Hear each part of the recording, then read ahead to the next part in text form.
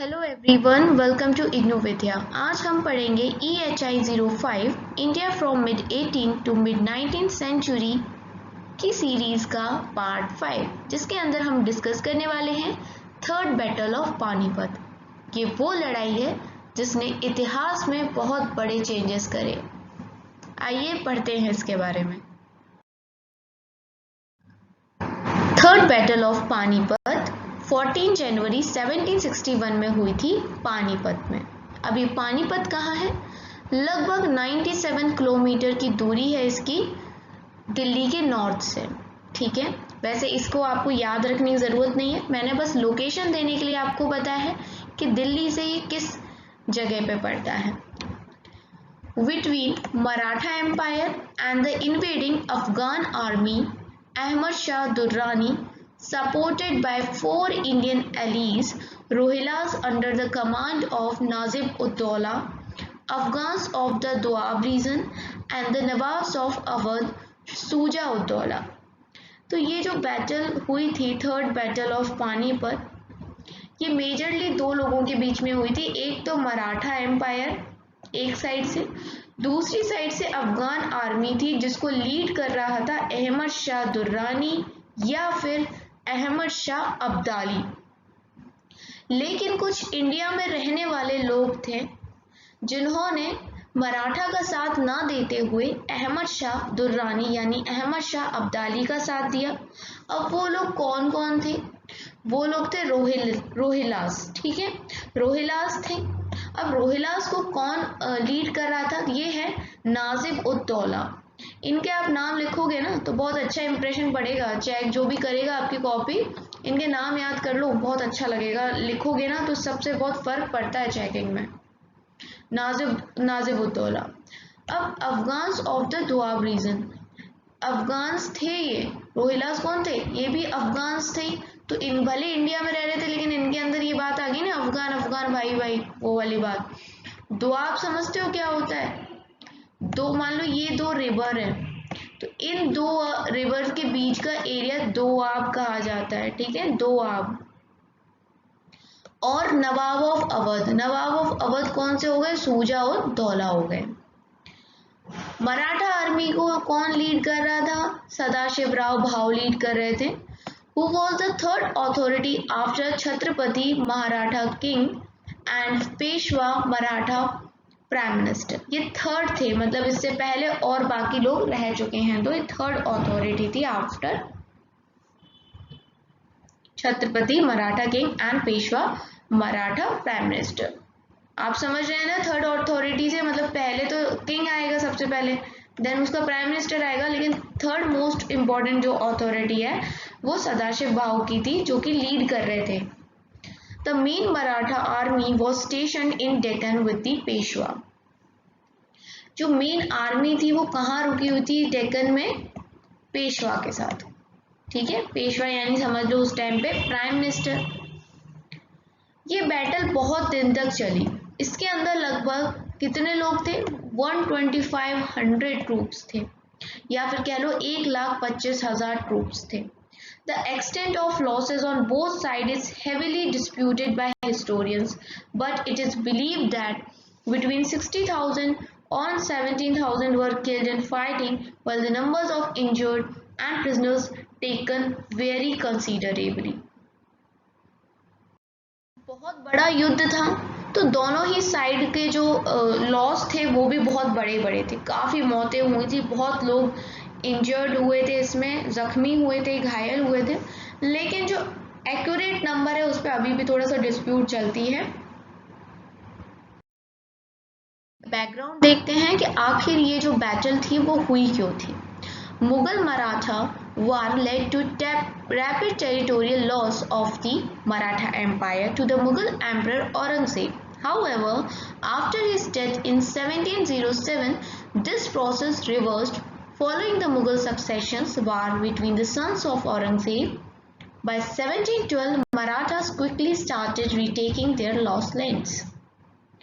Mughals और मराठास में काफ़ी टाइम से लड़ाई चल रही थी, टेरिटरीज पे कब्जा करना चाहते थे सब, लेकिन इसमें मराठास की हार हो रही थी क्योंकि सामने मुगल एम्परर था औरंगजेब और मराठास अपनी टेरिटरीज को हारते जा रहे थे। लेकिन 1707 में जब औरंगजेब की डेथ हो जाती है, उसके बाद ये प्रोसेस रिवर्स हो जाती है। पहले मराठास हार रहे थे, लेकिन औरंगजेब के मरने के बाद अब मुगल्स हारना स्टार्ट कर गए। एक तो सबसे बड़ी दिक्कत ये थी कि औरंगजेब के बाद जो सक्सेसर आए वो काबिल नहीं थे, और एक बहुत लंबा सक्सेशन वॉर चलता रहा उसके बच्चों के बीच में कि कौन गद्दी पे बैठेगा। 2 साल तक तो वही चलता रहा, फिर उसके बाद कोई बैठा, लेकिन वो इतने कैपेबल ही नहीं रहे। 1712 आते आते मराठास ने स्टार्ट कर दिया अपनी ज़मीन के उन हिस्सों को वापस लेना जो पहले औरंगजेब ने कब्जा चुके थे। Under Peshwa Bajirao, Gujarat Malwa Rajputana came under Maratha control. ठीक है, आप सभी जानते होंगे इनका नाम, सबने सुना है, पेशवा बाजीराव। काफ़ी लड़ाइयाँ लड़ी इन्होंने, और इनके अंदर गुजरात, मालवा और राजपुताना जो प्रोविंसेस थी वो सारी मराठास के कंट्रोल में आ गई। राजपुताना आप समझ ही रहे होंगे, राजस्थान में। गुजरात आज भी है। मालवा का क्या है, कुछ लोग जानते हैं कुछ लोग नहीं जानते हैं। मालवा इंदौर उज्जैन का जो ये एरिया है, ये मालवा के अंदर आता है। Finally, in 1737, Bajirao defeated the Mughals on the outskirts of Delhi and brought much of the former Mughal territories south of Agra under Maratha control. Delhi के बॉर्डर्स पर बाजीराव ने मुगल्स की आर्मी को हरा दिया, और जो भी टेरिटरीज थी साउथ ऑफ आगरा उन पे कंट्रोल कर लिया मराठास ने अपना। ठीक है, अब देखिए आगे क्या हुआ। बाजीराव सन, ये मैं पहले की बात बता रही हूँ, याद रखना ये बैकग्राउंड चल रहा है, अभी नहीं हुई लड़ाई। बाजीराव सन Balaji Bajirao further increased the territory under Maratha control by invading Punjab in 1758। अब बाजीराव का बेटा भी आ गया मैदान में, बालाजी बाजीराव, और उसने और ज़्यादा टेरिटरी को बढ़ाया अपने पापा के कदमों पे चलते हुए, नक्शे कदम पे चलते हुए। अब पंजाब भी कब्जे में कर लिया है 1758 तक। Lahore, Multan and other subahs on eastern side of Attock, ये भी अब ये लोग कैप्चर करते जा रहे हैं। अहमद शाह दुर्रानी सन तिमूर शाह दुर्रानी एंड जहान Khan have been pursued.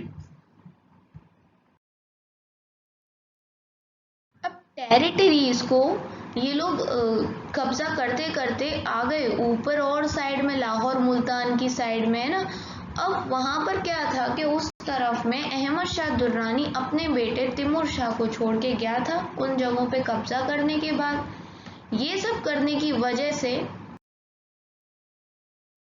Marathas एक डायरेक्ट कन्फ्रंटेशन में आ गए थे दुर्रानी एम्पायर के साथ। मतलब अहमद शाह अब्दाली के साथ पहले ऐसी कोई उनकी लड़ाई नहीं थी, लेकिन अब ये सब होने के बाद एक डायरेक्ट लड़ाई में आ गए थे वो अहमद शाह अब्दाली के साथ। Raghunath Rao supposed to go north to handle the situation.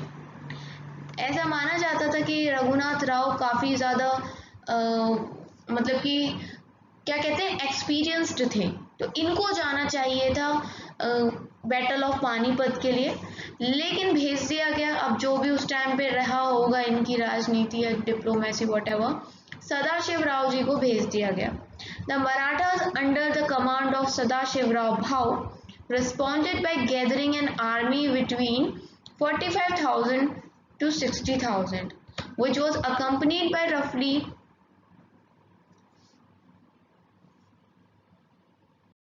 2 lakh non-combatants, a number of whom were pilgrim desirous of making pilgrimage to Hindu holy sites in northern India।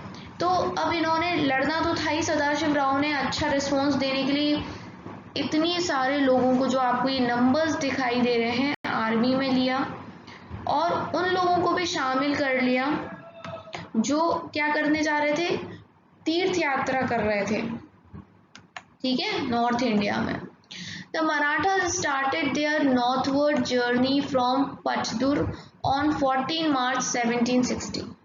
तो 14 मार्च 1760 में पतदुर से इन्होंने नॉर्थ की तरफ अपनी जर्नी को स्टार्ट किया। Both sides try to get the nawab of Awadh Suja ud Dawla into their camp. सूजा, अभी हमने स्टार्टिंग में देखा था इंट्रोडक्शन में कि सूजा उद दौला अहमद शाह अब्दाली की तरफ से लड़ा था, लेकिन क्या ये लोग नहीं चाहते थे मराठास के सूजा उद दौला इनकी साइड से लड़े? चाहते थे, है ना? लेकिन सूजा उद दौला ने इनका साथ नहीं दिया, उसका साथ दिया।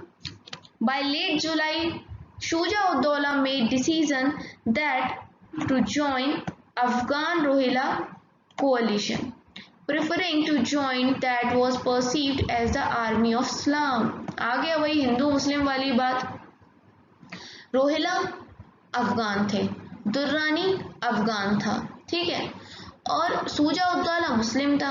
अल्टीमेटली है तो मुस्लिम सी। मराठास में ब्राह्मण्स थे काफ़ी सारे और ऐसा भी था हिंदू थे एक तरह से, तो पेशवा जो थे वो ज़्यादातर ब्राह्मण सी थे और है, और ऑल ओवर देखा जाए तो ये हिंदू थे, तो वही वाली बात आ गई। इन लोगों ने कह दिया अरे आर्मी ऑफ इस्लाम है, वही हिंदू मुस्लिम वाली बात आ गई।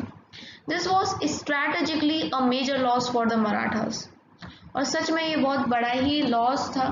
अगर ये पावर्स हमारा सपोर्ट कर देती हैं, इनमें से एक भी कर देती तो शायद हम जीत जाते। Since Suja provided much needed finance for long Afghan stay in North India, it is doubtful whether the Afghan Rohilla coalition would have means to continue their conflict with the Marathas without Suja's support. तो जैसा कि मैंने कहा कि सूजा हमें support कर देते तो शायद ये ना होता, पर जो होना था वो तो हो चुका है। हमारा काम था, हमने पढ़ लिया। ये थी battle of Panipat, third battle of Panipat. इससे पहले 2 बैटल और हो चुकी हैं, first battle of Panipat and second battle. अगर आप जानते हैं तो ठीक है, नहीं जानते हैं तो मुझे कमेंट में बताइए। वैसे आपके सिलेबस में अभी वो चीज़ है नहीं, लेकिन फिर भी आप चाहते हैं तो मैं उनके लिए सेपरेट वीडियो ले आऊँगी। Thanks for watching IGNOU Vidya.